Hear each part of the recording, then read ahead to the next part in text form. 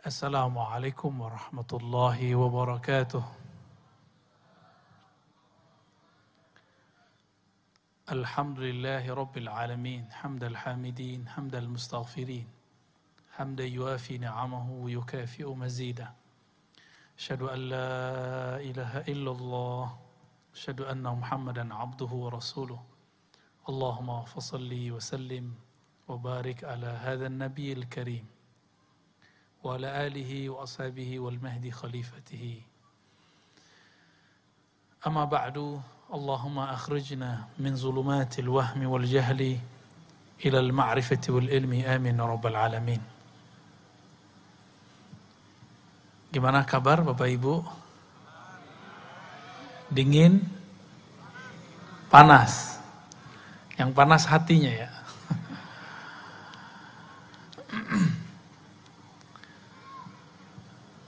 Alhamdulillah, ini purnama di atas. Semoga hati kita juga terang seperti terangnya purnama. Amin. Walaupun terangnya purnama bukan karena dia terang sendiri, tapi ada pelita yang meneranginya. Tapi jika ada yang menghalanginya, apakah rembulan masih terang sedia kala? Tentu tidak. Itulah yang disebut hijab. Maka insya Allah malam ini tema kita pulang kepada Allah. Kita akan mengambil tema hijab-hijab yang menghalangi kita pulang. Insya Allah. Mari sama-sama kita istighfar ya. Coba duduk yang tenang, yang santai, rileks, ikutin ya. Apapun posisinya, cari yang nyaman saja. Gak mesti bersimpu, bisa terserah yang nyaman ya. Mari kita baca syahadat. Asyhadu an la ilaha illallah. Ya, sama-sama. Asyhadu an la ilaha illallah. Ya Allah, terima syahadat kami. Terima persaksian kami.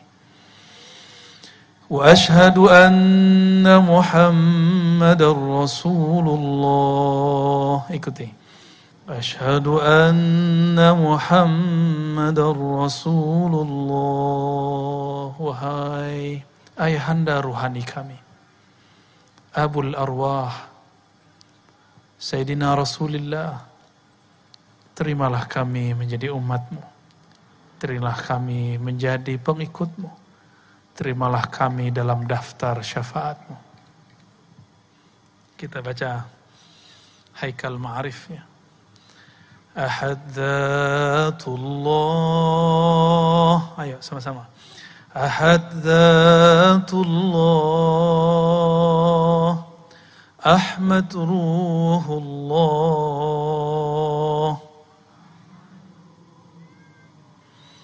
Muhammad Habibullah,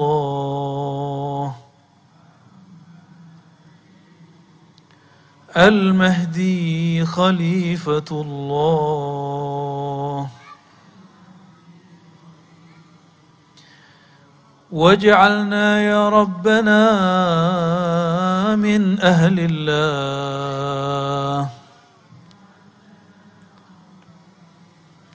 Jadikan kami ya Allah min ahlillah, bagian dari ahlullah. Al-Fatihah. A'udzu billahi minasyaitonir rajim. Bismillahirrahmanirrahim. Iyyaka na'budu wa iyyaka nasta'in. Shiratal ladzina an'amta 'alaihim ghairil maghdubi 'alaihim waladdallin. Istaghfiru rabbakum innahu kana ghaffara. Astaghfirullah. Ya, sama-sama. Astaghfirullah. Ya Allah, ampuni dosa pandangan mata kami. Astaghfirullah. Ya Allah, ampuni pandangan kami yang salah memandang. Memandang kepada yang haram. Bahkan memandang tidak dengan memandang ada af'al perbuatanmu. Memandang kosong kepada segala sesuatu. Astaghfirullah. Ya Allah, ampuni dosa pendengaran telinga kami, dosa lisan kami, dosa tangan dan kaki kami, dosa perut dan kemaluan kami, dosa dari ujung rambut sampai ujung kaki. Ya, sekali lagi. Astaghfirullah. Itikadkan nama Allah membersihkan kita dari ujung kepala sampai ujung kaki. Biar tambah mantap, dibayangkan seperti itu. Astaghfirullah. Astaghfirullah. Masuk ke dalam kalbu. Buang, akui kepada Allah. Di dalam kalbu ada dosa sombong, dosa lalai mengingatnya, dosa iri dengki kepada makhluknya. Coba istighfarkan kalbunya. Astaghfirullah. Ya Allah, ampuni dosa kalbu kami, dosa hati kami, dosa iri dengki kami, dosa sombong kami, dosa yang kami sadari, dosa yang kami tidak sadari, dosa orang tua kami, dosa ayah ibu kami, dosa guru-guru kami, dosa para pemimpin kami, ulama kami, guru-guru kami, keluarga kami, semua yang hadir malam ini. Ampunkan kami semua ya Allah. Ighfir lana wa lahum ya Ghaffar ya Ghafur. Al-Fatihah. A'udzubillahi minasy Bismillahirrahmanirrahim. Ya Rabbi ya Nasin. صراط الذين أنعمت عليهم غير المغضوب عليهم ولا الضالين آمين. إن الله وملائكته يصلون على النبي يا أيها الذين آمنوا صلوا عليه وسلموا تسليما. اللهم صل وسلم على Salatu wassalamu alaika ya Sayyidi Rasul. Baik, ya, zikirnya kalau ahwalnya turun nanti, ada ahwalnya nanti saya kasih zikir nafas di akhir, ya. Insyaallah zikir tahan nafas nanti di akhir. Pas sudah mulai dingin-dinginan, pas dikasih ntar ya. Insya Allah, doa aja supaya Allah izinkan ya. Yang tadi itu cuma conditioning, supaya kalbu kita tidak terganggu sama yang lain, makanya tidak banyak-banyak ya. Yang membuat seorang hamba ketika Allah panggil, ya ayyatuhan nafsul mutmainnah irji'i ila rabbiki radiyatan mardiyah. Jadi kita diundang, itu ayatnya.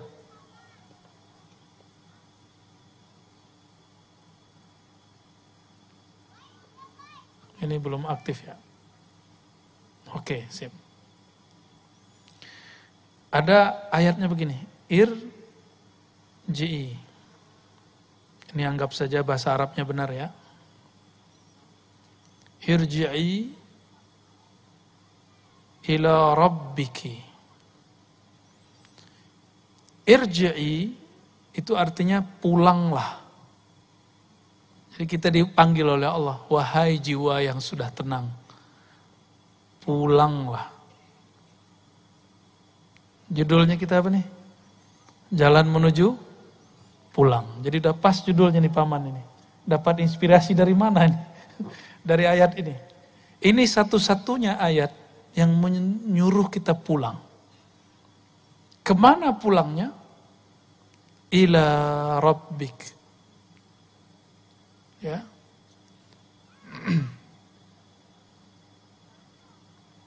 Wah, baru kenalan nama ininya. Oke, Rabbik. Jadi disuruh pulang itu kepada Rabb. Nah, disinilah kemudian ada penghalang antara kita dan Allah Subhanahu Wa Taala. Nah, penghalang ini itu disebut dengan hijab. Nah, ini yang akan kita bahas. Hijab ya. Yang paling sering menyebutkan hadis mengenai hijab itu Al-Imam Al-Arif Billah Al-Qutub fi zamanihi Abu Hamid Al-Ghazali. Abu Hamid Al-Ghazali. Beliau wafat tahun 505. Sekarang tahun berapa? Hijriahnya 1443. Di dalam kitab beliau Ihya Ulumuddin dan kitab Mishkatul Anwar, begitu juga kitab-kitab yang lain, ada Ar-Risalah Al-Laduniyah, itu menyinggung masalah ini. Udah berapa tahun ini? Udah berapa tahun ini? Jadi beliau sudah pernah membuka ilmu ini. Maka saya bukan orang yang pertama yang membukanya. Maka jika ada ulama menyaksikan saya buka ilmu ini, berarti mereka kurang update aja sama kitab-kitabnya. Ya. Atau memang tidak faham sama sekali, wallahu alam, kita husnuzon saja. Barangkali memang materi ini nggak nyampe, karena ini nggak bisa dengan baca kitab sendiri, mesti ditalakikan dari gurunya. Walaupun saya ini baca kitab ribuan, kalau nggak talaki nggak ngerti ilmu ini. Ibn Arabi nulis juga, beliau wafat tahun 638. Judul kitabnya bahasa Arabnya ini Al-Hujub, hijab-hijab. Emang ada hijab? Saya lihat ada nggak di situ maksiat? Nggak ada. Ternyata hijab yang dimaksud imam kita ini bukan hanya hijab keburukan, tapi cahaya itu, amal itu, ilmu itu dapat jadi hijab. Dan ini tidak semuanya negatif. Ya. Maka hijab dibagi dua. Ya. Yang pertama hijab cahaya. Yang kedua hijab kegelapan. Ini kalau menuju Allah, yang paling berat itu justru hijab cahaya. Kalau hijab kegelapan orang udah tahu maksiat, kejahilan, ini sini nih. Orang udah tahu semua. Dan apa yang sangat menarik di sini, di dalam riwayat itu, riwayat ini secara ilmu riwayat, ilmu hadis tidak dianggap sahih oleh kebanyakan ulama. Tapi Imam Al-Iraqi memperkenankannya. Imam Mula Al-Qari, imam-imam yang lain mengatakan maknanya sahih. Ya, dan itu ditemukan dalam kitab Al-Asma wa Sifat Abu Mansur At-Tamimi. Ya, Abu Mansur At-Tamimi dia mengatakan lillahi sab'ina alfa hijabit. Kira-kira begitu kalau disampaikan. Allah memiliki 70.000 hijab. Jadi hijab ini berapa nih? Hijab cahaya 70.000.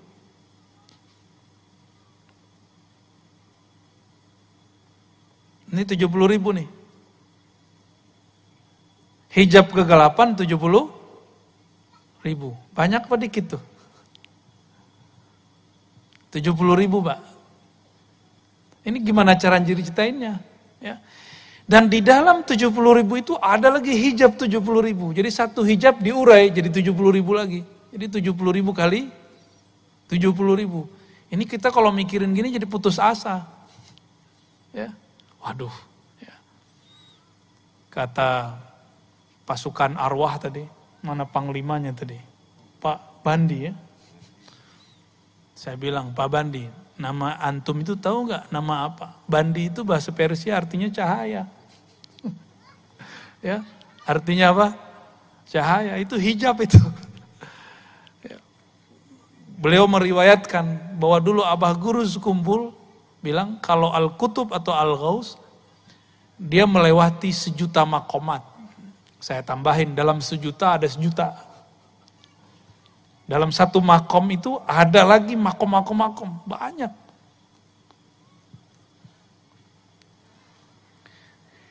Hijab itu nikmat, tapi juga ujian. Nah, ini kita urai, kok bisa ya hijab itu nikmat?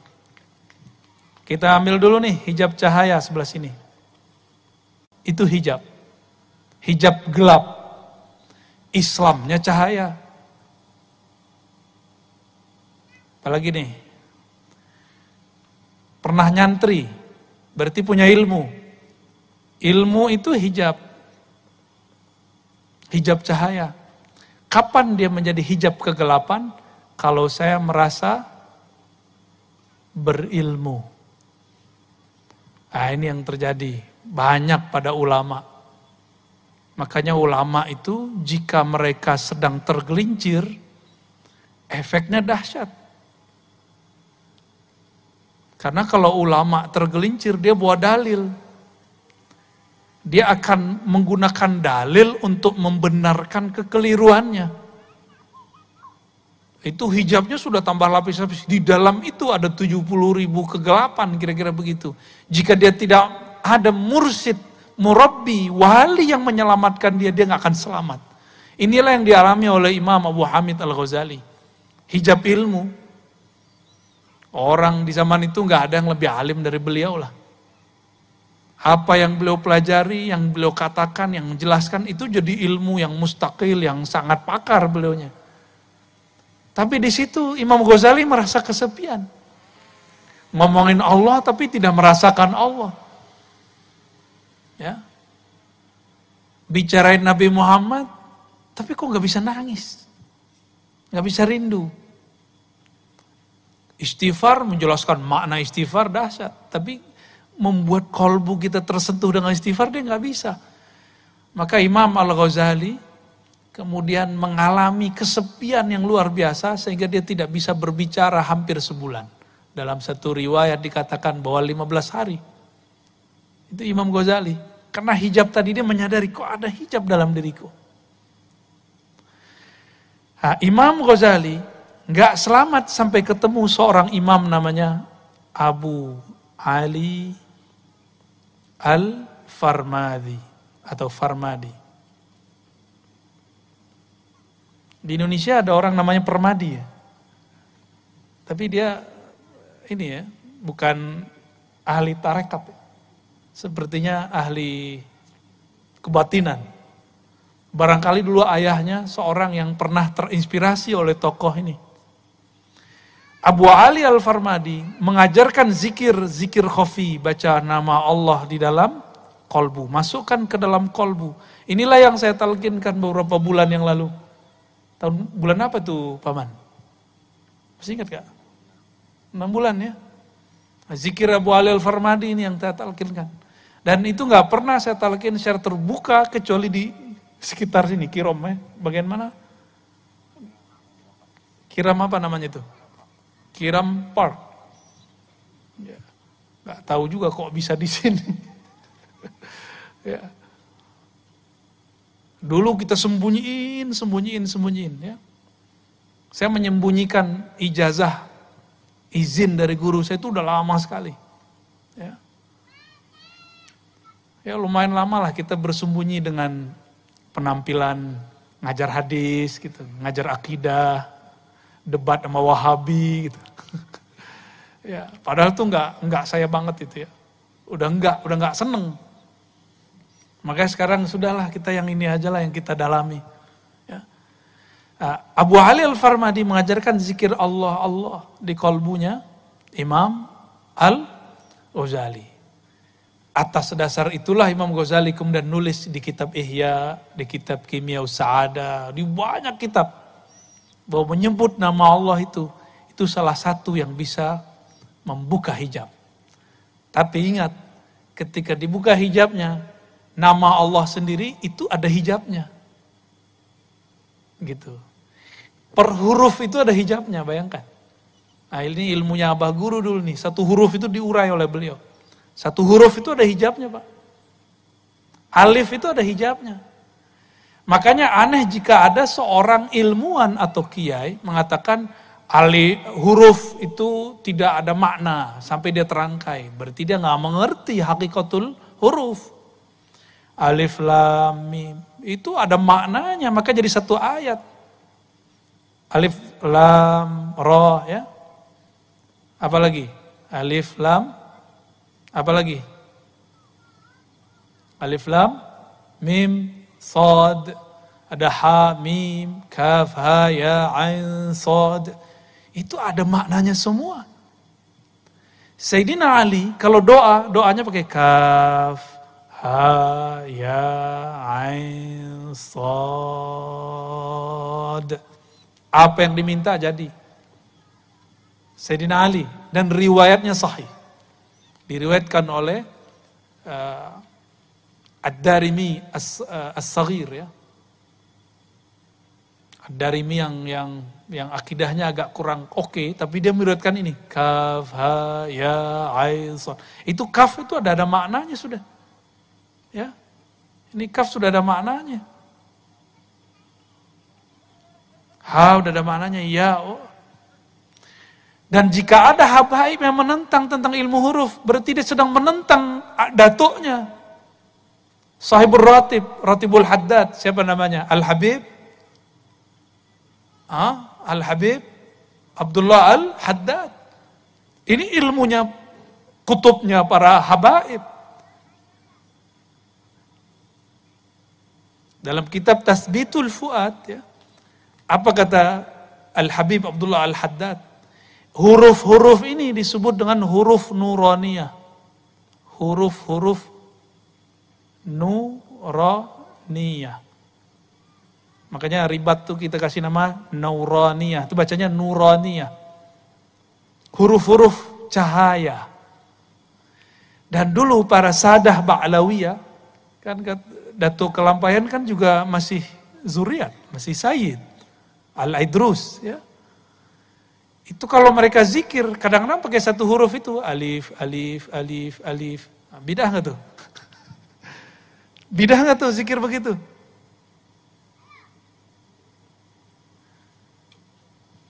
Coba sebelum sampai ke sana. Zikir paling afdal apa? Hadisnya gimana? Afdalu zikri la ilaha. Zikir yang paling tinggi la ilaha illallah. Ya. La ilaha illallah. Nih, ini zikir paling afdal, benar. Coba, huruf di situ ada berapa? Coba dihitung. La, 1, 1, 2, 3, 4, 5, 6, 7, 8, 9, 10, 11, 12. Benar. Ini dalam satu mazhab. Enggak dihitung tasdidnya. Tanpa ada huruf alif, jadi enggak la ilaha illallah? Jadi enggak? Enggak jadi, coba buang satu huruf. Kita buang nih. Ya. Satu huruf la aja. Ini kita buang. Jadi enggak? Enggak jadi dia. Kita hapus ini, ya.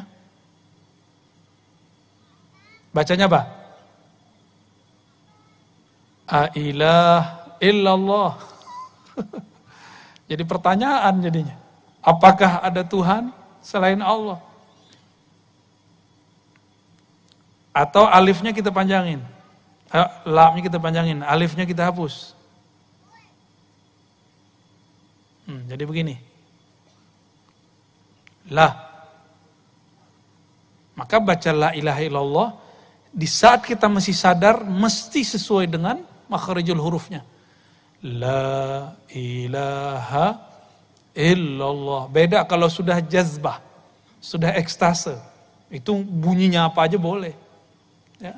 Tapi kalau belum, mesti dikembalikan kepada hurufnya.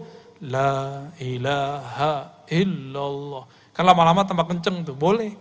Setelah datang halnya. Kalau belum datang halnya nggak boleh. Jadi satu huruf itu penting. Inti dari la ilaha illallah di mana? Apa ayat kursi? Coba ayat kursi depannya apa? Allahu la ilaha illa.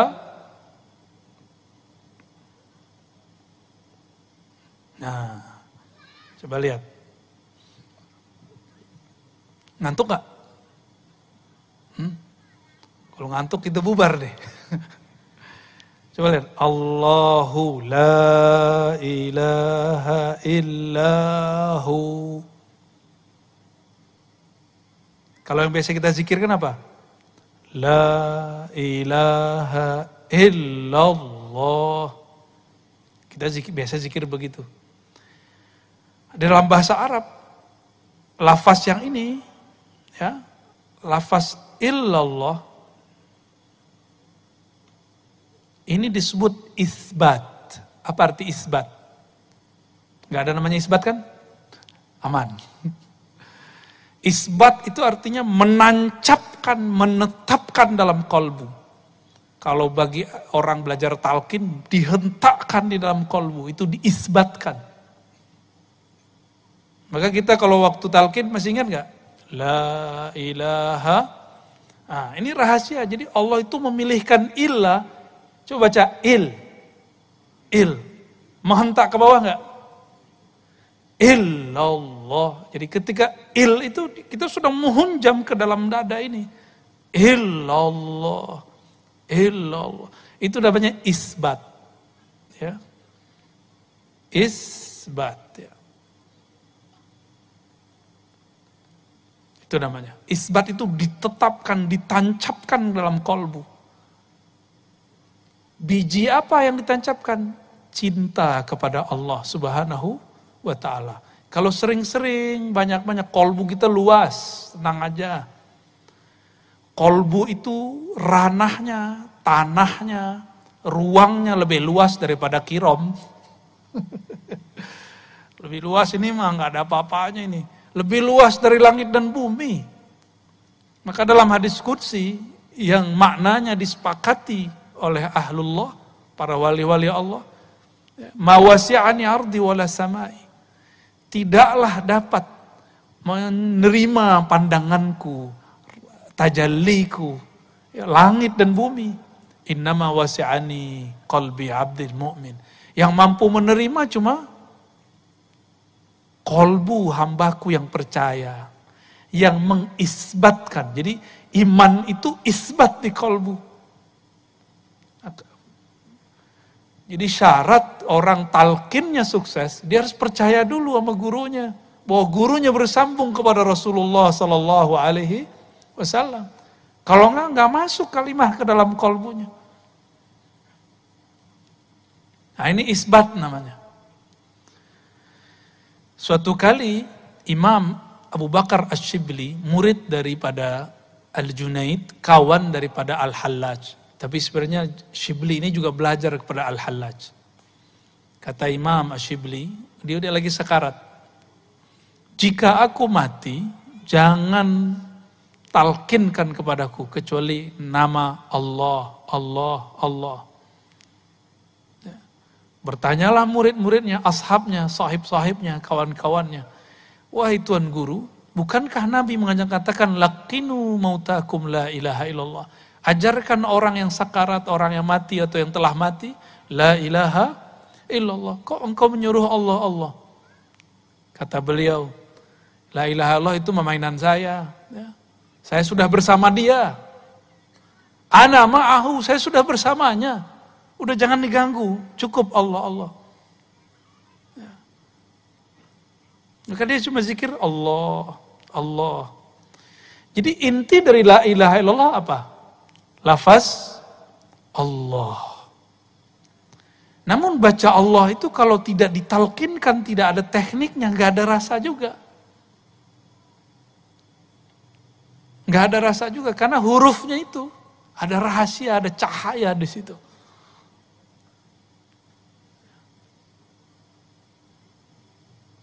Satu huruf itu ada rahasia di situ. Nah, nanti kita buka. Coba lihat. Allah.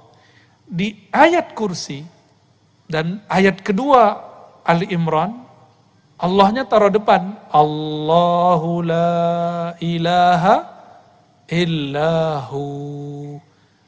Sekarangnya nama Allah diganti dengan huwa. Ya, ini kita benerin dikit deh. Hu. Hu itu, huwau dalam bahasa Arab itu cuma zaidah. Asalnya cuma begini. Atau begini aja. Silakan cari kalau yang pakar bahasa Arab silakan dicek apa fungsi waw di situ. Jadi asalnya cuma hu. Nah, hu itu kembali kepada lafaz Allah. Jadi dia balik lagi sini.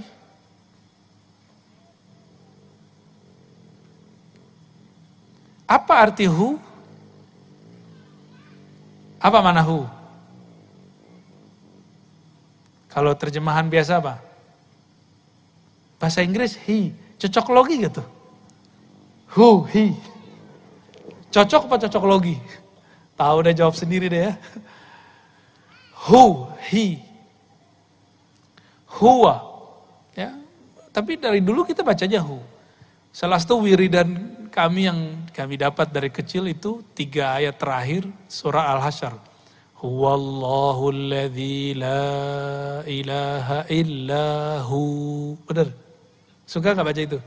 Itu orang kalau baca itu pagi dan sore, 70.000 malaikat membersamai dia. Malaikat apa? Malaikat khadamnya hu. Tuh gak tanggung-tanggung lah. Khadamnya hu.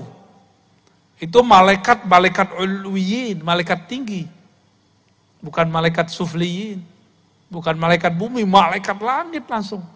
Bahkan di atasnya langit langsung kena hu. Lalu apa gerangan yang ada pada lafaz hu? Yang merupakan inti dari kalimat Allah. Ya. Jadi orang baca nama Allah, baca hu itu sama. Allahu, maka ada zikir hu Allah, ada Allahu, benar gak? Ya. Udah ada yang jelasin ini gak sebelumnya, Paman? Belum ya? Tapi saya rasa Abah Guru dulu sudah sering jelasin ini. Ya, kita mengulang lagi apa yang mungkin terpendam yang sudah lama, karena beliau sudah lama secara jasadi meninggalkan kita. Tapi insya Allah secara spirit, secara rohani beliau tidak akan meninggalkan. Wali-wali itu, jika dia wafat, dia lebih cepat memberikan madat kepada muridnya dengan izin Allah daripada dia lagi hidup. Lagi hidup dia punya anak, istri, punya kerjaan, punya bala, punya urusan, punya wirid yang harus dia kerjain.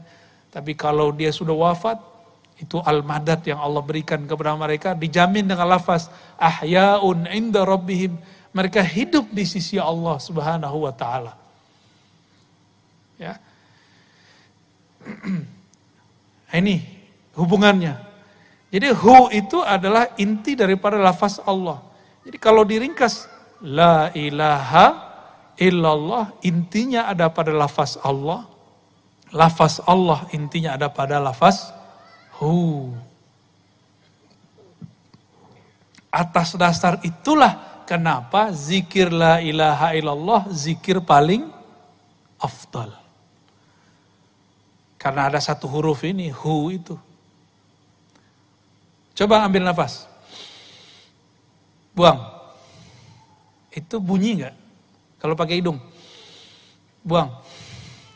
Kalau dibunyiin dikasih huruf itu bunyinya apa? Kalau dikasih huruf apa? Alif atau ba atau ta atau ha? Itu apa? Kira-kira yang pas apa? Ha. Maka hu itu salah satu zikir nafasnya manusia. Ya. Jadi jika kita buat apa yang disebut oleh para ulama al-ismul a'zam, nama Allah yang agung, semua nama Allah yang agung itu terkumpul dalam nama Allah. Nama Allah itu kalau orang lagi udah sakaratul maut gak bisa baca nama Allah, gak bisa dia. Maka kita dengar nafasnya, dia baca apa? Di dalam ilmu zikir ini dibunyikan. Itu dibunyikan. Maka percaya atau tidak, membaca hu itu sama dengan baca la ilaha illallah. Tapi bukan pahalanya, maknanya. Karena hu itu adalah inti atau ujung daripada lafaz la ilaha illallah. Kalau orang udah nyampe di ujung, ngapain dia balik gitu. Itu jawaban Imam Asyibli. Jawaban Imam Asyibli. Namun kita berdoa, kalau kita wafat semoga dengan kalimat yang sempurna. La ilaha illallah. Habis itu mau pakai Allahu bebas ya. Yang penting ada syariatnya dulu. Nah, maka kita bagilah. La ilaha illallah ini zikir lisan. Ya. Ini lisan. Allah itu qalbu. Hu itu zikir apa? Mau dikasih nama? Ini zikir nafas. Zikir nafas. Coba baca la ilaha illallah kalau masuk WC makruh enggak? Makruh, bener. Kalau lagi sholat kita baca apa masuknya? Allahu Akbar. Kenapa pakai Allah Akbar? Padahal afdhalu dzikri la ilaha illallah. Maka ini untungnya kalau orang tahu nafasnya. Maka dia bisa berzikir dengan nafasnya. Ya, jadi kita ini bisa berzikir tanpa menyebut. Itulah zikir hu. Ya. Oleh Al-Qutub Asy-Syahir Syekh Muhammad bin Abdul Karim Samman, beliau mengajarkan zikir hu itu dengan tahan napas. Diambil, lidahnya dikunci, lalu kolbunya baca hu, Allah. Gitu. Apakah itu bid'ah? Enggak. Bid'ah dari mana? Kul huwallahu ahad, ada lafaz huwallah enggak? Coba lihat. Kul huwallahu ahad. Katakan hai Muhammad, huwallah ahad. Ini bisa dibagi satu. Ini zikir sendiri, ini sendiri, ahad sendiri. Ya, ini sudah 3 zikir udah. Ini digabung udah jadi 4. Digabung lagi. Huwallahu ahad udah jadi 5. Udah 5 macam zikir sudah. Jadi bagi ahli zikir, ahli rohani, lafaz begini itu emas semua. Dipretelin satu-satu juga bermakna. Saya punya seorang guru, zikirnya hu itu aja. Hu naik, hu turun, hu naik. Saya ketemu seseorang yang dia terkenal di dunia keartisan, ya, yang suka memberikan hiburan bagi kita, saya nggak usah sebut, itu zikirnya huwallah. Tadi udah 5 ya, itu dibalik. Allahu, udah 6. Hu ahad, udah 7. Tuh, banyak zikir itu bisa. Jadi oleh ahli ilmu zikir, nggak ada di Quran itu yang dibuang. Satu huruf itu bermakna. Satu huruf bermakna. Dan satu huruf itu cahayanya, Masya Allah. Ya. Di antara huruf-huruf itu, yang paling tinggi adalah huruf-huruf yang disebut dalam huruf muqatta'ah. Alif lam mim, alif lam ra, itu paling tinggi itu. Oleh Al-Habib Abdullah Al-Haddad disebut dengan al-huruf an-nuraniyah. Huruf-huruf cahaya. Huruf-huruf cahaya. Dan disebutkan oleh beliau, dulu para sahabat Nabi, kalau mereka dagang, Abdurrahman bin Auf itu seorang kontraktor, juga seorang bisnis. Kalau bawa barang antar negara, dia tulislah semua huruf-huruf muqatta'ah. Alif lam mim, alif lam ra, alif lam mim, semua ditulis. Lalu dia berdoa, ya Allah, berkah huruf-huruf cahaya ini, maka jagalah barang-barang kami. Dan itu gak ada barangnya yang terganggu, yang dirusak satupun. Gak ada perompak satupun. Apakah Al-Habib Abdullah Al-Haddad ngaco, halu? Kan enggak. Itu hakiki. Itu hakiki semua. Ya. Nah, kembali ke hijab. Ya. Apabila kita berzikir nih, merasakan satu getaran. Jangan merasa senang dulu. Getaran itu namanya hijab cahaya. Bisa nangis? Waktu talqin kemarin banyak yang nangis ya? Jangan senang dulu. Nanti dalam tangis itu ada syaitan yang dulu bertahun-tahun bisa nangis. Dia sudah tahu pengalaman kita di dalam kolbu. Makanya zikir tadi ada zikir lisan, ada zikir kolbu, ada zikir nafas. Semuanya harus diisi, kalau enggak syaitan masuk. Apa kata syaitan? Waduh, kamu nih suci sekali hatinya. Zikir kok bisa nangis?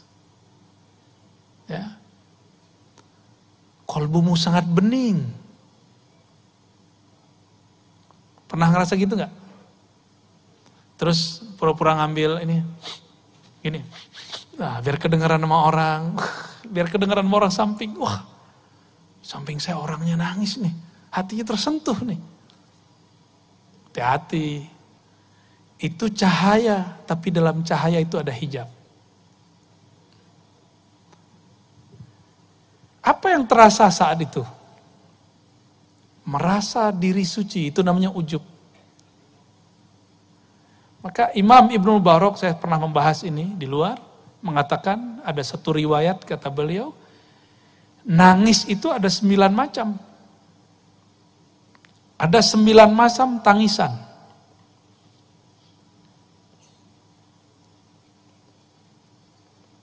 Semuanya ria kecuali satu.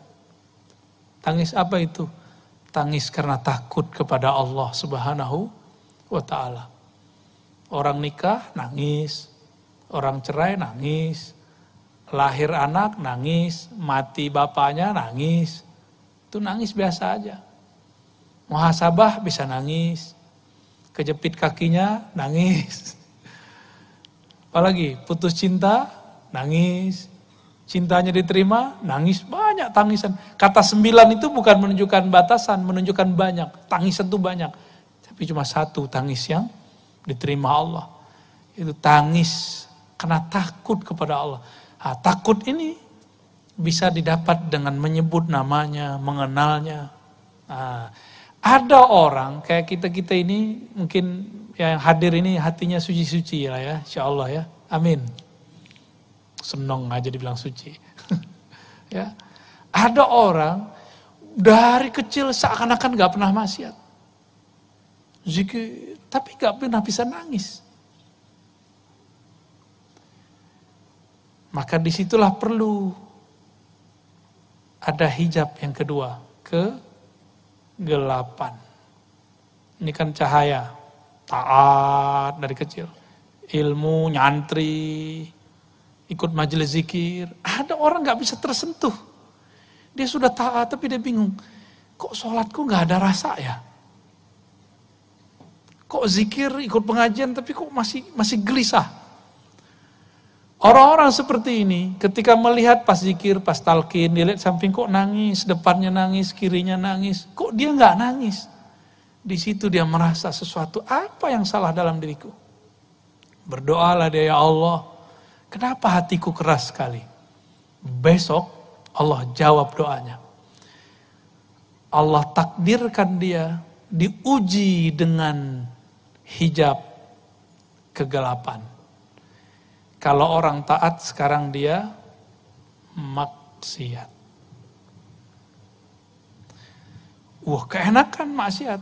Tapi selesai maksiat, setan pergi, setan ngetawain dia kemudian sadar, ya Allah, saya barusan maksiat.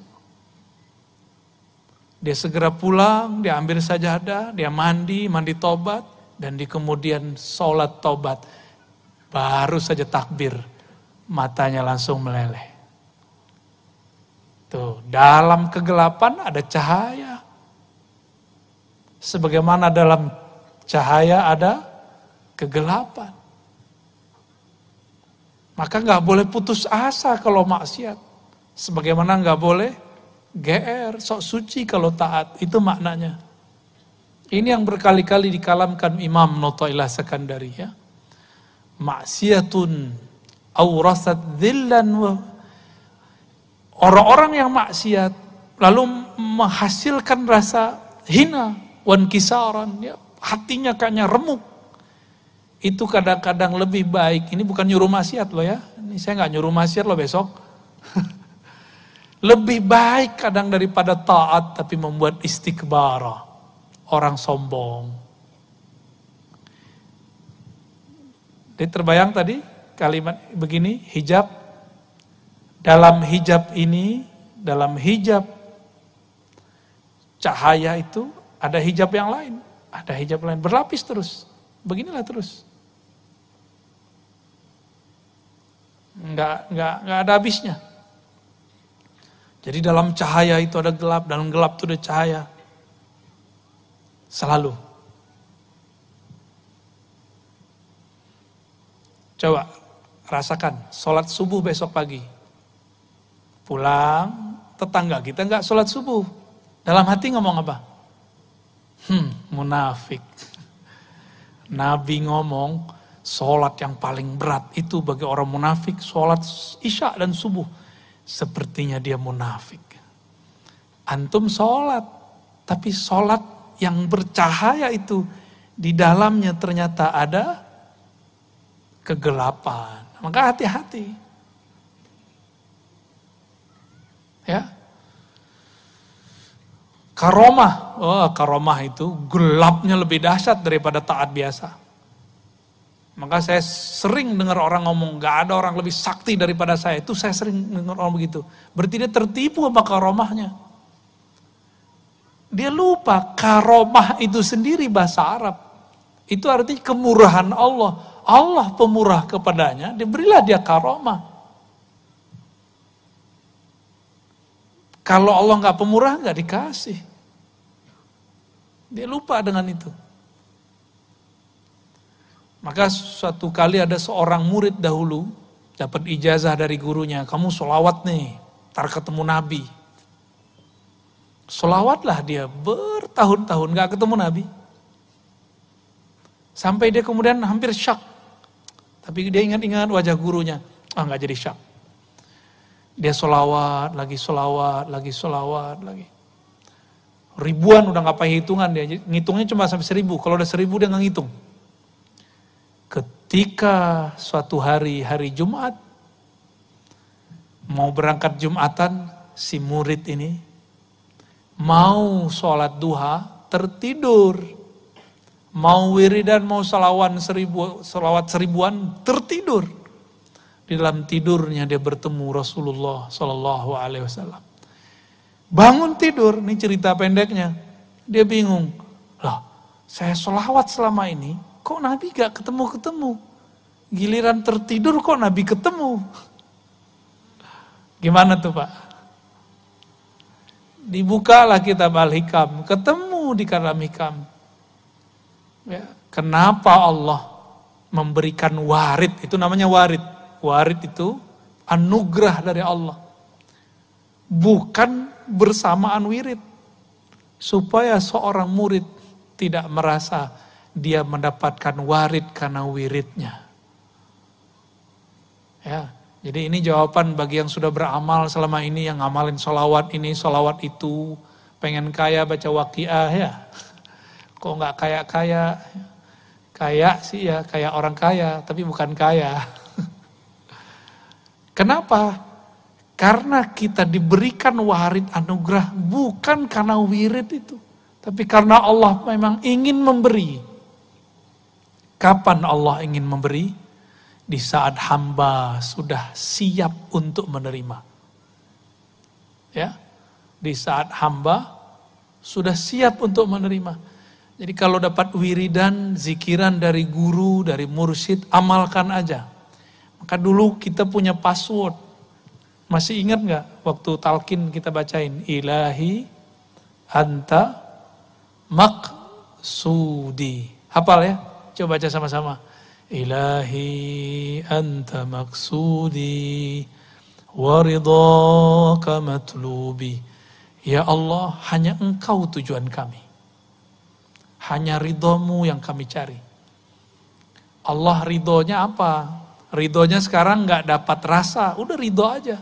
Kan Tuhan kita bukan rasa. Allah sekarang ridhonya, kita ini kemudian kalau zikir hambar, ridho aja. Bukan berarti guru kita nggak sakti. Kok nggak ada rasa ya? Bukan salah guru, bukan salah siapa. Emang Allah lagi nggak mau ngasih. Ya. Kita datang nih, misalnya nih ada yang datang bawa proposal ke Paman Birin. Udah 30 hari nggak dikasih-kasih. Itu berani nggak bentang Paman Birin? Paman, gue udah kasih proposal kok nggak dikasih-kasih juga? Kok nggak dibales? Berani nggak gitu? Sama makhluk nggak berani loh. Masa sama Allah berani? Dan berapa banyak orang ngomong sekarang, saya sudah doa sekian kali, kok Allah nggak kasih? Itu hijab. Jadi doa itu sendiri bisa jadi hijab. Di saat doa jadi hijab, apa kata Nabi SAW? Ya. Man syaghalahu, hadis qudsi, man syaghalahu dzikri am mas'alati. Siapa yang sibuk dengan mengingatku, berzikir kepadaku. An mas'alati, sehingga dia tidak sempat bermohon, meminta kepadaku. A'taituhu ma u'tiya bihis sa'ilin. Ma u'ti bihis sa'ilin. Aku akan berikan kepadanya apa yang diminta oleh orang-orang yang meminta. Yang meminta belum tentu dikasih. Karena dia bentak-bentak Allah. Ya. Ada lagi yang ngomong, saya sudah sholat, saya sudah zikir, tapi kok gak dapat kerjaan juga. Loh apa urusannya? Ya.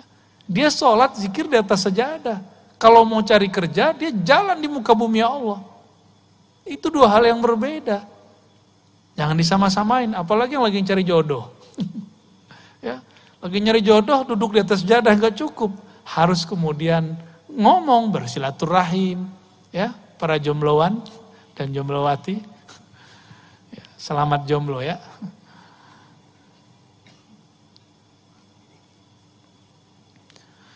Nah, hijab ini kita ambil satu tadi ya.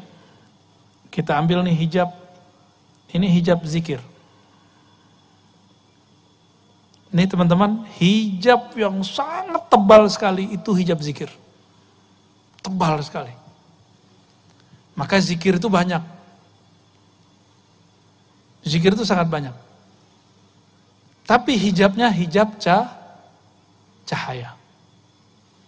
Dulu waktu saya berkhalwat 40 hari, kami diuji oleh guru-guru kami, mursyid-mursyid kami.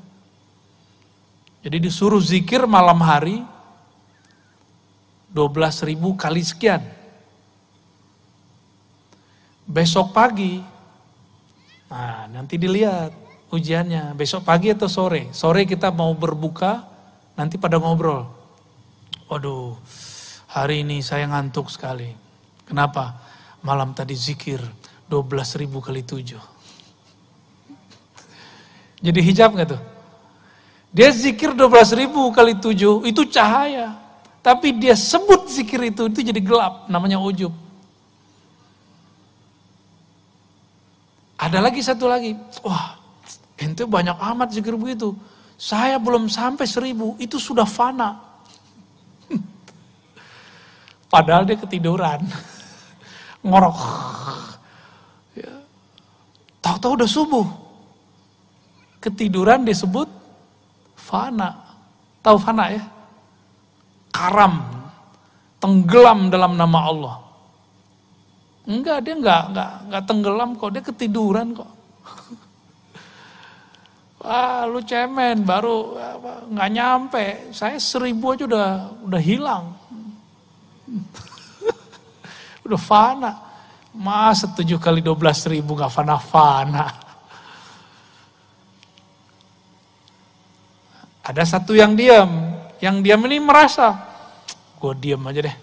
Kata guru gak boleh pamer. Ini yang paling benar. Dia merasa benar.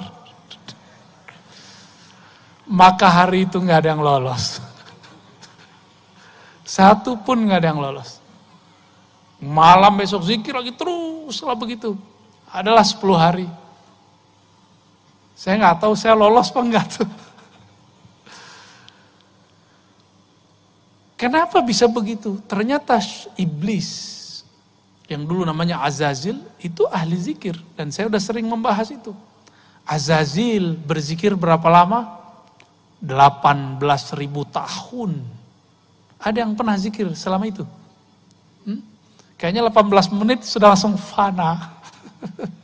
Ya, 18 menit zikir langsung hilang. Tahu-tahu sudah subuh. Ya, orang ketiduran disebut fana. Enggak. Fana nggak begitu. Fana itu ada yang diingat sebelum fana. Getarannya dahsyat sekali. Ketika kalimah itu sangat berat, baru namanya fana, kayak pingsan. Karena kalimah itu berat. Dulu Sayyidina Musa minta, nah ini kisah yang sudah sering saya bacakan, minta supaya dikhususkan kalimah. Tapi Allah cuma kasih la ilaha illallah. Minta lagi, ya Allah khususkan dong. Apa kata Allah? Ya Musa, ini kalimah engkau timbang dengan langit dan bumi, lebih berat kalimah itu. Kolbu kita belum siap, masuk kalimah itu pingsan. Maka zikir itu jangan hanya dengan jantung, jangan hanya dengan otak, gak kuat. Itu yang membuat seseorang bisa hilang dalam zikir. Maka berzikirlah dengan kolbu. Kolbu sanggup menahan derasnya kalimat Allah. Ya, jadi sekuat apapun kalimat Allah itu datang, dia akan sanggup. Tapi bergetar-getar. Nah, namanya ekstase kalau bahasa orang kampus. Kalau bahasa sini apa ya? Orang kalau zikir badannya gerak-gerak itu apa namanya apa? Tahu nggak namanya apa? Orang Banjar nyebutnya apa? Hah? Masbuk. Kirain masbuk sholat. Ya, bolehlah. Masbuk atau masbuk itu mungkin dari kalimat sabaqal mufarridun ya. Sabak. Kalau di Sumatera dulu di kampung saya kita nyebutnya jazab. Jazbah. Ketarik. Ketarik oleh kalimat itu. Ya bayangkan nih kalimat masuk ke bumi, hancur bumi. Maka dalam kacamata ma'rifatullah, jika ada longsor di suatu tempat, itu berarti Allah bertitah di bukit itu atau di tanah itu, maka dia jadi longsor. Pasti ada asbabnya. Itulah makna, "Lau anzalna hadzal Qur'ana ala jabalil, la ra'aitahu khashi'an mutasaddi'a." Ya, kalau diturunkan Quran ke gunung, hancur lebur dah. Ya. Jadi di kolbu kita ada nama Allah satu saja. Dan istiqomah nama ini ditahan di dalamnya sampai mati. Itu nama lebih berat dari langit dan bumi. Nah, tapi ada satu rahasia, teman-teman, sahabat-sahabat semua. Yang ditimbang itu amal. Jadi nanti di akhirat ada namanya mizan. Apa arti mizan? Timbangan amal, ya, anggaplah ini timbangannya. Ini timbangan hanya menimbang amal. Kalau enggak amal dia enggak timbang. Maka apa saja amal kita ditimbang.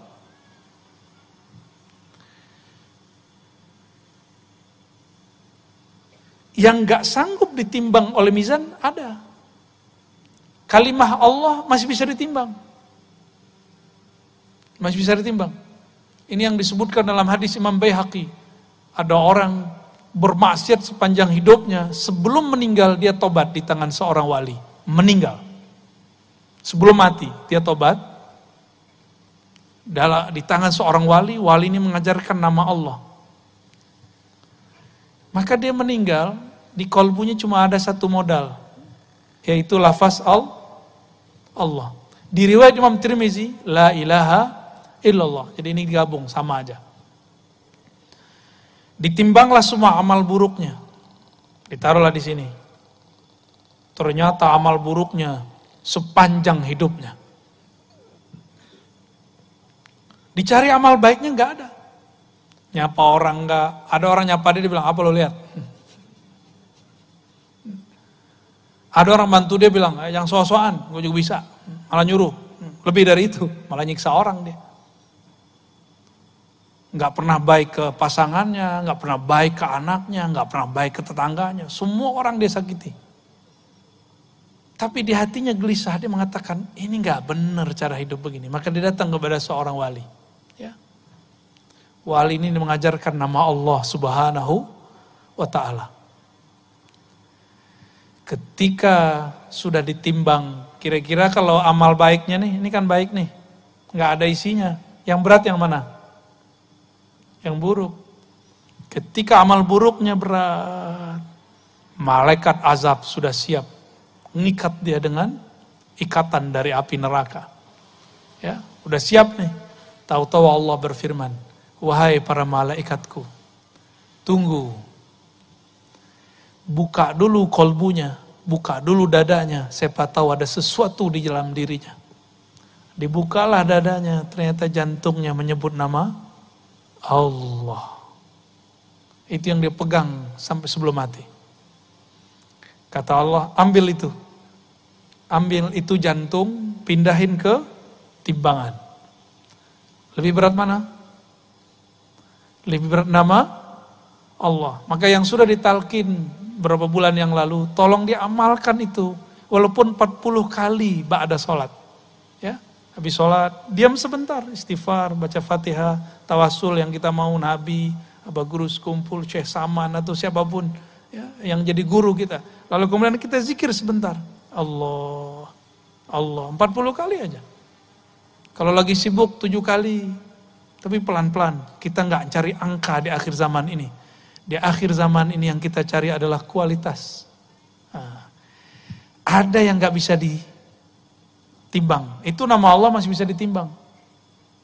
Apa yang gak bisa ditimbang? Ilmu mengenai Allah. Makanya di dalam Al-Quran kita sering baca habis maghrib. Syahidallahu annahu la ilaha illahu wa wal malaikatu wa ulul ilm. Allah bersaksi dengan ilmunya. Dan para malaikat serta orang-orang yang memiliki ilmu. Ilmu ini gak dapat ditimbang oleh mizan. Jadi yang ditimbang cuma amal. Ilmu tidak bisa ditimbang. Oleh karena itu, surat Muhammad ayat 19, fa'lam annahu la ilaha illallah. Maka ilmuilah olehmu sebelum mengatakan la ilaha illallah. La ilaha illallah masih bisa ditimbang, tapi ilmunya gak bisa ditimbang. Ya. Ini yang jadi PR kita ke depan. Maka ilmu kita, jalan pulang kepada Allah adalah mengenal siapa Allah itu. Itulah jalan pulang. Ya, itulah jalan pulang. Dan saya merumuskan dengan izin Allah dan isyarat dari guru-guru yang kita sebut haikal ma'arif. Haikal ma'arif itu artinya haikal ma'rifat. Kata orang Banjar apa? Ilmu ketuhanan. Tapi ini enggak tinggi-tinggi amat ya. Ini yang tinggi cuma gayanya aja ya. Itu yang kita baca tadi. Haikal ma'rifat. Apa bacaannya? Ahad Zatullah Ahmad Ruhullah. Ini dia ya. Muhammad ini biasa yang dikenal itu Nurullah. Ini yang biasa dikenal. Tapi kemudian ini boleh diganti dengan Habibullah. Muhammad Nurullah inilah menjadi ilmu yang disebut ma'rifat Nur Muhammad. Ma'rifat Nur Muhammad, ilmunya orang Banjar itu. Dari zaman Datu Kelampaian sampai sekarang, itu yang diolah terus, sampai sekarang. Barangkali itu rahasianya kenapa banyak orang namanya Nur di sini ya. Mungkin tafaulan namanya, ingin dapat keberkahan daripada Nur Nabi Muhammad sallallahu alaihi wasallam. Ini 3 di belakangnya masih ada satu lagi. Al-Mahdi Khalifatullah. Tapi 3 ini cukup. Nah, ini disebut dengan Haikal Ma'arif. Boleh saya sebut dengan GPS jalan pulang. Ya. GPS. Benar tulisannya? Peta, map jalan pulang ini. Ahadatullah, Ahmad Ruhullah. Karena Al-Mahdinya belum muncul, nggak wajib dibaca. Tapi kalau nanti sudah muncul, karena sekarang sudah banyak yang ngaku jadi Al-Mahdi, benar nggak? Ya. Dan Al-Mahdi itu rumusnya satu, zuriat Rasul Sallallahu Alaihi Wasallam. Ini bisa jadi dari Banjar nih ntar, ngaku-ngaku. Ya, bisa jadi dari Pontianak, bisa jadi dari Jawa, bisa jadi dari Hadramaut, bisa dari mana-mana nanti orang. Pakistan sudah ada yang ngaku, di Mesir sudah ada yang ngaku, di Maroko sudah ada yang ngaku, di Indonesia sudah ada yang ngaku, di mana-mana sudah ada yang ngaku. Nah kalau nggak mengerti Haikal Ma'rifat, kita nggak tahu yang mana sebenarnya petanya. Maka mencari Al-Mahdi bukan mencari fisiknya, hidungnya mancung, jidatnya lebar, seperti hadis Abu Daud. Itu nanti setelah islah baru ketahuan. Ada namanya islah. Al-Mahdinya dibenerin, berarti Al-Mahdinya sekarang lagi nggak bener. Kita nggak tahu di mana kan? Allah tutupin di mana, Allah rahasiakan di mana. Bisa jadi orang yang kita kenal selama ini, bisa jadi bukan. Yang penting zuriat Rasulullah Sallallahu Alaihi Wasallam. Habis ini kayaknya banyak nih zuriat Nabi yang bakal ngaku nih. Wah hidungku mancung nih ya. Jidat lebar, waduh. Tapi yang saya tahu para habaib itu takut. Ngaku Habib aja takut. Saya nggak pantas jadi Habib, malah gitu ngomongnya. Ini Habib yang asli, ngaku nggak pantas jadi Habib. Gimana ngaku jadi pantas jadi Al-Mahdi? Nah ini uraian ini teman-teman, sahabat-sahabat semua yang hadir ya. Malam ini jam 8 nih, udah jam 12, masih kuat? Serius? Beneran? Kalau ya kita buka pintu pertama hijabnya. Habis ini ada pintu pertamanya. Ini baru Haikal Ma'arifnya. Pintu pertama hijabnya, ini aja ya, oleh-oleh sebelum selesainya ya. Oleh-oleh itu sudah kita praktekkan waktu kita talqin.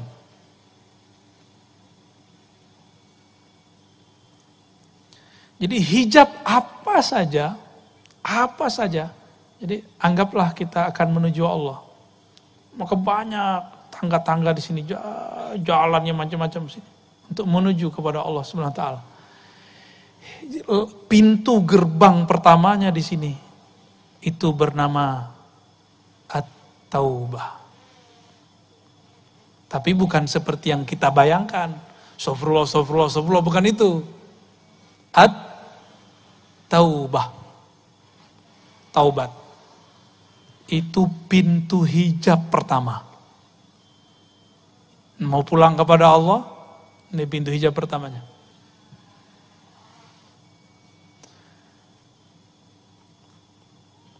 Taubat. Apa arti taubat? Selama ini kan orang bilang, kalau sudah tobat nggak boleh maksiat. Maksiat itu nggak boleh sebelum dan sesudah tobat. Salah itu kalau tadi itu. Kata kawan kita gimana? Kalau sudah tobat nggak boleh maksiat, berarti sebelum tobat boleh dong. Itu tipuan setan. Itu yang ngomong setan yang dipinjam lisan ustadz. Ustadznya nggak nyadar, dia lagi dipinjam. Karena syaitan itu mengalir di seluruh tubuh kita. Di pembuluh darah, di lidah ini ada syaitan. Maka sebelum kita kajian, kita wajib berlindung kepada Allah, bertawasul kepada Rasulullah. Ini menurut saya loh ya. Maka kita diam dulu sebelum taklim, supaya darah kita ini nggak diganggu oleh syaitan. Ya. Apa kata syaitan tadi? Lewat dai yang kesurupan setan. Nih maaf nih kalau ada yang kesurupan setan ya. Itu kesurupan begini lebih bahaya daripada kesurupan ngamuk-ngamuk. Karena kesurupan begini kita bacain ayat, dikeluarin dalil sama dia. Kalau yang kesurupan, tinggal diginin dikit selesai. Ya, bentar, paling lama 1 menit, 2 menit beres. Tapi kalau begini, bertahun-tahun dia bisa nggak beres. Apa kata dia? Kalau sudah tobat gak boleh maksiat. Keliru begitu. Maksiat itu gak boleh sebelum tobat, saat tobat, dan setelah tobat gak boleh. Paham ya? Terus kalau kita terjebak, itulah cerita. Kalau saya melakukan maksiat dengan tidak ada i'tikad bahwa itu halal, maka masih muslim. Itu yang kita tobatkan. Nah, maka at-taubah itu maknanya adalah an-nadam. Nadamun. Apa arti nadamun?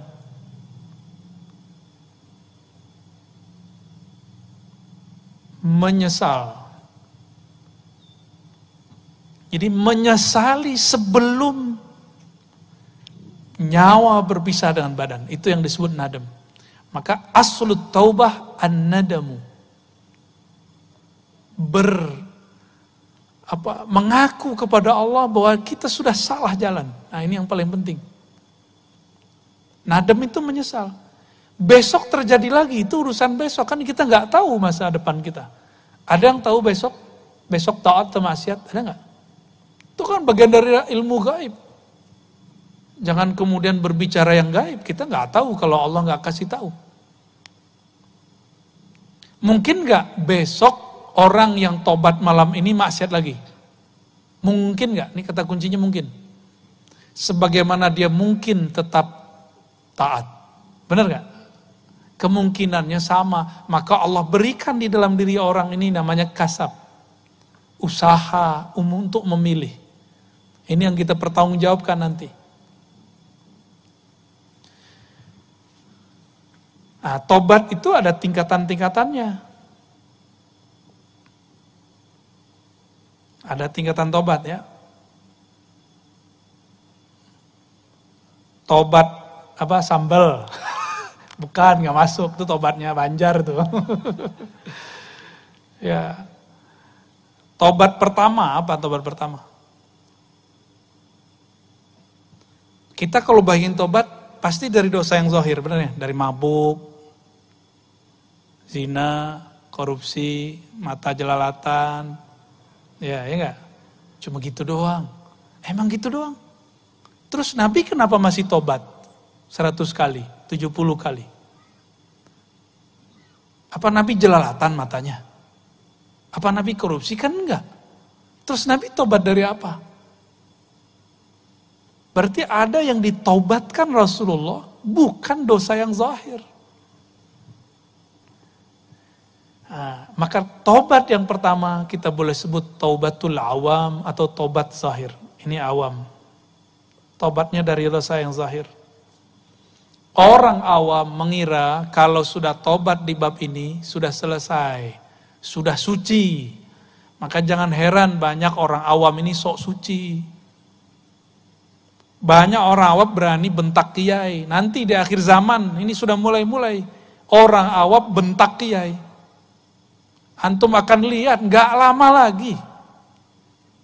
Guru-guru kita, mu'alim kita, kiai kita, habaib kita nanti dibentak oleh mereka. Cuma karena beda politik, beda torikot, beda mazhab, beda faham, nanti dibentak. Bentaknya gak tanggung-tanggung, pakai takbir. Soleh bener kan? Allahu Akbar. Lah, yang ditakbirin kiai ahli wirid. Ya. Yang ditakbirkan seorang kiai yang di kolbunya Allah sudah maha besar.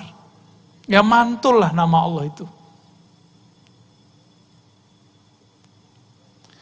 Imam Asy-Syahrastani mengatakan kelompok teroris atau khawarij mereka itu merasa sudah suci zahirnya.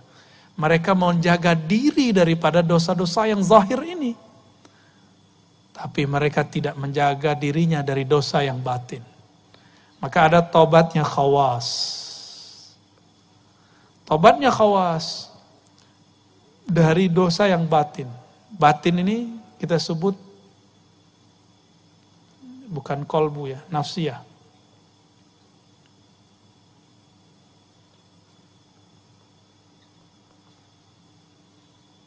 Nafsiyah ini saya sudah sering jelaskan, masih ingat gak? karakter diri. Ada diri yang cenderung kepada kebinatangan ternak, maka sifat nafsiyah yang muncul serakah. Bahasa kitanya tamak, bener.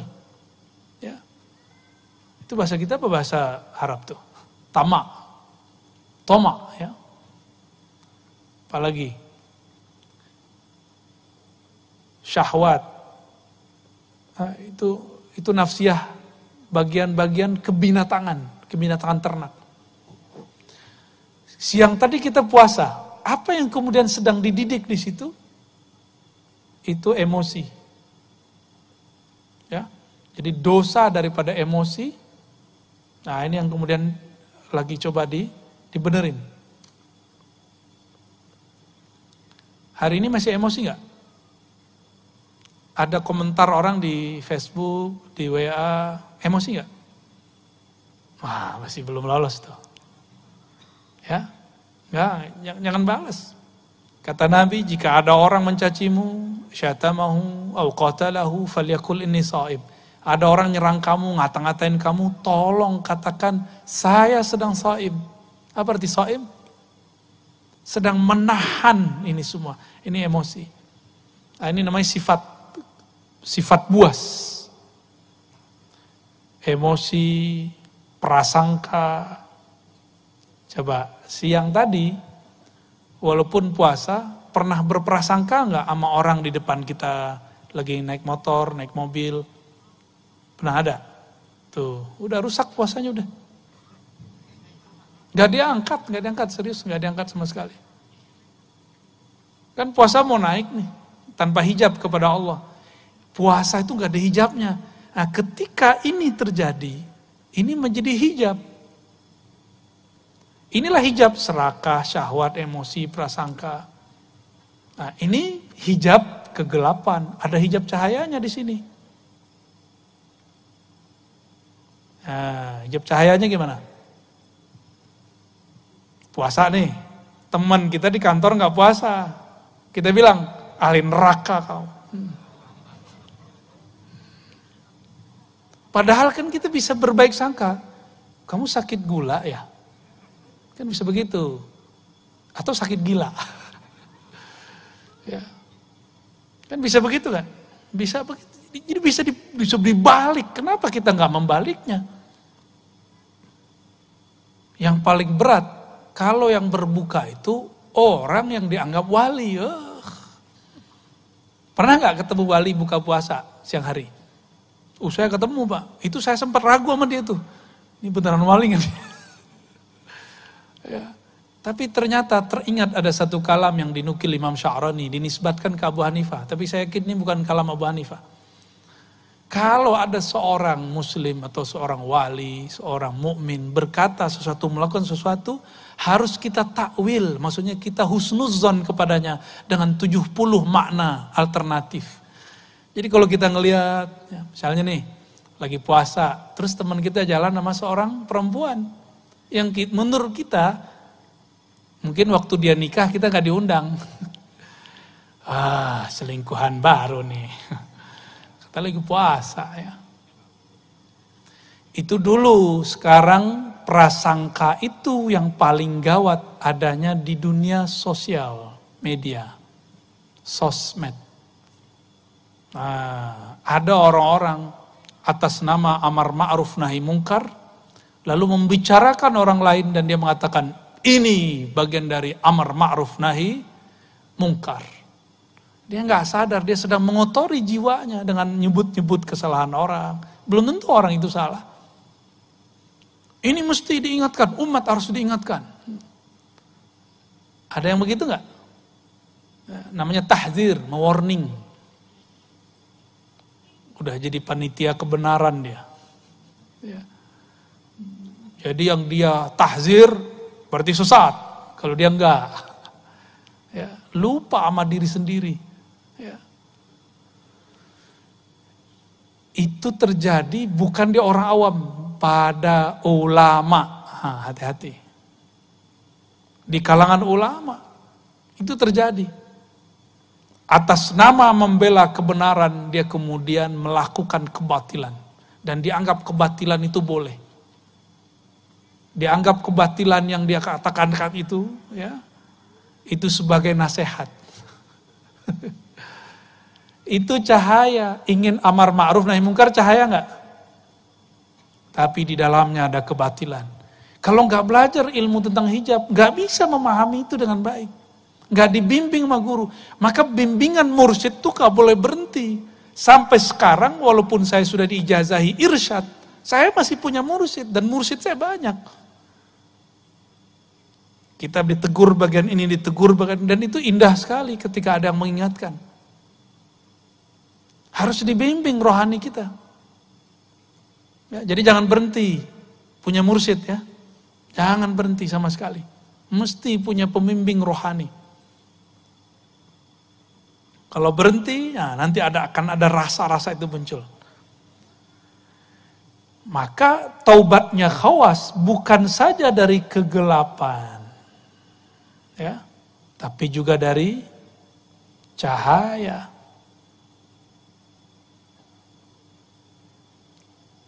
Lalu ada khawasul khawas. Inilah tobatnya Rasulullah. Inilah tobatnya para wali-wali Allah. Khawasul khawas. Tobat dari apa mereka? Di sini udah nggak ada nafsiyah. Ya. Sudah tidak ada nafsiyah, ya. Ini udah nggak ada nih.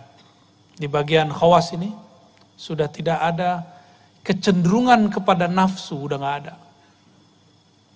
Bukan berarti mereka tidak ada nafsu, enggak. Nafsunya itu sudah tunduk. Di sana cuma ada qalbu ruh. Jadi para khawasul khawas ini qalbu ruh. Dua itu aja, dan sudah nggak ada di situ sisi-sisi kebinatangannya, sudah nggak ada. Tapi dari kolbu ke ruh, wah ini ada fuad, ya.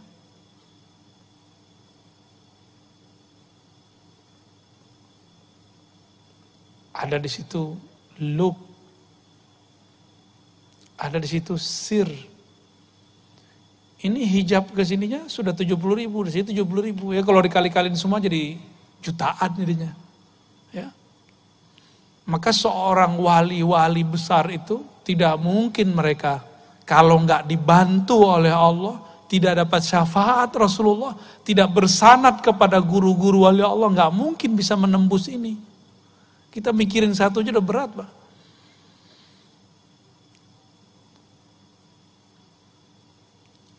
Ulama kita mengatakan la yalidu minal wali illa al wali.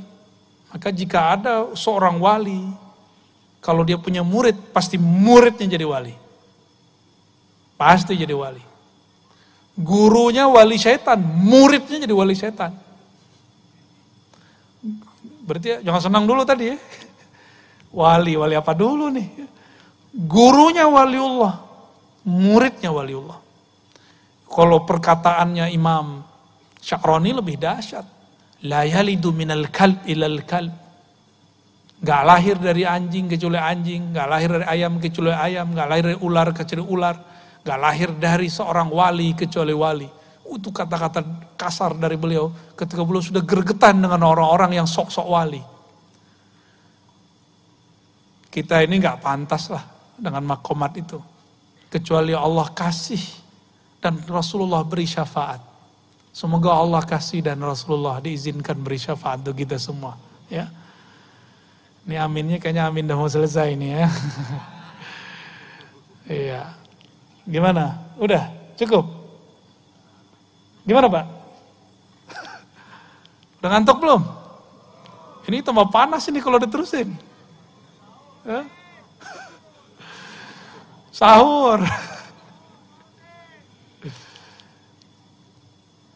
Dalam hati jerit. Jangan jerit-jerit lah dalam hati ya.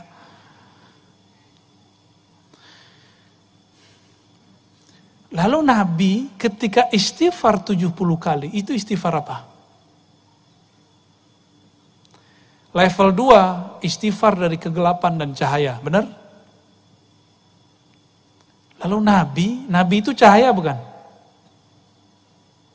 Nabi itu cahaya, beristighfar. Inilah yang disebut nurun ala nur. Cahaya di atas cahaya. Nabi itu cahaya. Lalu beliau mengatakan, innahu la yughanu ala qalbi. Sesungguhnya ada ghain di dalam kolbuku. Apa arti ghain? Ghain itu adalah lapisan hijab-hijab cahaya. Kalau Nabi nggak ada ghainnya, maka beliau bisa mabuk terus, mabuk dalam ma'rifatullah. Nggak bisa beliau ngurusin umat. Nggak bisa beliau kemudian menjadi imam sholat, karena kalau jadi imam, sholatnya bisa panjang. Ya, kita duluan kabur kali ya. Jadi Nabi kalau nggak ada ghain ini di kolbunya, Masya Allah. Itu sahabat-sahabat nggak ada yang sanggup bersama Rasulullah SAW. Maka Nabi mengistighfarkan itu. Astaghfirullah. Inilah yang dikatakan oleh Rabi'atul Adawiyah. Silakan ini diamalkan nanti ya. Mungkin sudah pernah dijelaskan dulu oleh Abah Guru sekumpul. Astaghfirullah fi istighfari. Coba baca. Astaghfirullah fi istighfari. Kalau digabung, astaghfirullah fi istighfari. Ya Allah, ampuni aku dalam permohonan ampunku. Ampunkan aku dalam istighfarku. Ampunkan aku di dalam permohonan ampunku yang tidak sungguh-sungguh. Ampunkan aku dari istighfar yang masih ada hijab di dalamnya. Ini kalam yang beliau sampaikan. Rabi'atul Adawiyah. Ya. Nah, inilah kemudian yang Rasulullah SAW katakan. Rasulullah SAW mengatakan, inni la astaghfirullah sab'ina marrah. Aku beristighfar setiap hari 70 kali. 70 itu bukan berarti 70, bisa jadi banyak, namanya litaktsir. Ya. Siapa yang tidak memulai jalan pulangnya kepada Allah dengan istighfar ini, maka dia tidak akan pernah berjalan dalam jalan-jalan thariqah, maka mau sampai kapan dia akan wusul kepada hakikat.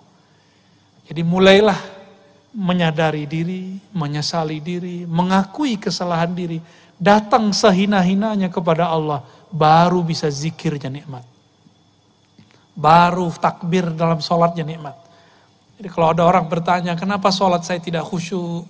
Kenapa sujud saya tidak nikmat? Kenapa baca Qur'annya tidak menyentuh? Karena tidak memulai dengan istighfar. Nah, saya simpulkan sederhana, hijab dari Allah Subhanahu wa taala sangat banyak sekali. Dan kalau diringkas, ada dua hijab cahaya, ada hijab kegelapan. Jangan dipisah dua hijab ini. Dua hijab ini adalah cara Allah berinteraksi dengan kita. Dalam cahaya ada gelap, dalam gelap ada cahaya. Begitulah terus. Dan ini harus dilalui. Sampai kapan? Sampai Rasulullah memberi kita syafaat. Itulah yang disebut warid. Jadi warid itu adalah buah dari syafaat Rasulullah SAW. Atas dasar itulah aqrabut turuqi ilallah as-salawat. Maka paslah nama tempat ini bumi salawat, karena jalan pintas, jalan tol kepada Allah itu bersolawat. Tapi solawatnya harus dimulai dengan istighfar. Ya, barangkali itu cukup ya.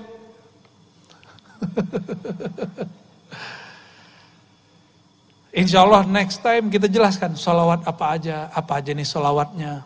Jadi ada sholawat jasad, ada sholawat kolbu, ada sholawat, itu ada sholawatnya semua. Kita buka sedikit sebelum penutup. Kenapa Sidi Ahmad Tijani mengatakan baca sholawat ini sama dengan 70.000 sholawat yang itu. Itu karena sholawat yang beliau sebutkan sholawat yang lapisan-lapisan cahaya.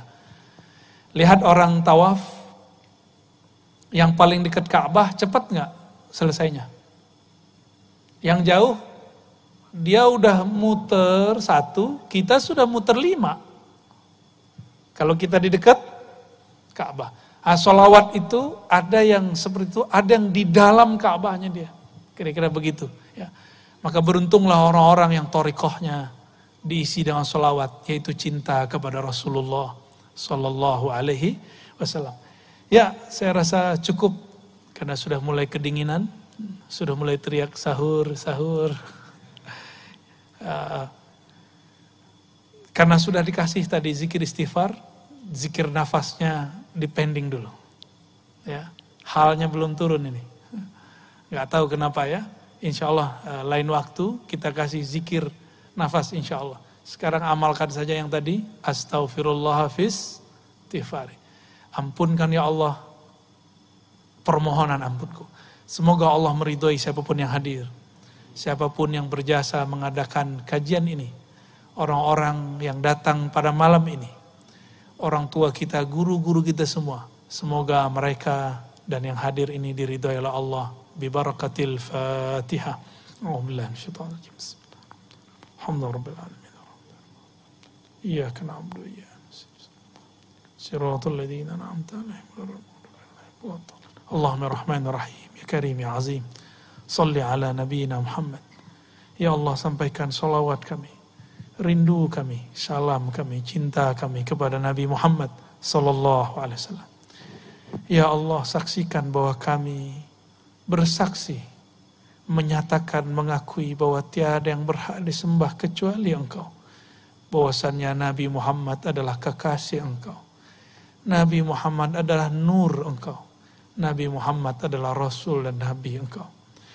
Allahumma ya Ghaffar ya Ghafur, ighfir lana dzunubana. Ya Allah, dosa kami sangatlah banyak.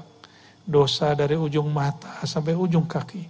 Dosa mata, dosa telinga, dosa lisan, tangan dan kaki.